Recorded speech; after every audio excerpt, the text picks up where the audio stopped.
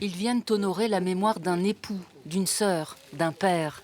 L'accident s'est déroulé ici le dimanche 3 mars 1974, en forêt d'Ermenonville. 50 ans après, leur présence est nécessaire pour accepter l'absence. Je ressens de retrouver toutes ces familles qui ont vécu le même drame que nous. 12 nationalités étaient présentes dans l'avion.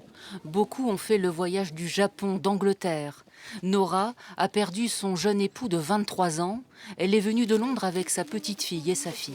C'est un jour difficile, bien sûr, mais c'est important de se souvenir de lui. Je pense de mon père chaque jour.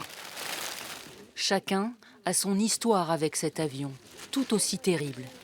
Mon père était dans cet avion, il n'aurait jamais dû y être en fait. Normalement, il devait voler sur la British Airways, mais la British Airways était en grève, donc ils les ont dispatchés sur tous les avions qui passaient.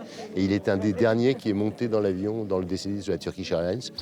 C'est le lieu de l'indicible pour vos êtres chers. 346 vies qui se sont arrêtées brutalement, 346 âmes qui se sont envolées. 12h41, le moment est solennel. C'est l'heure où l'avion s'est écrasé.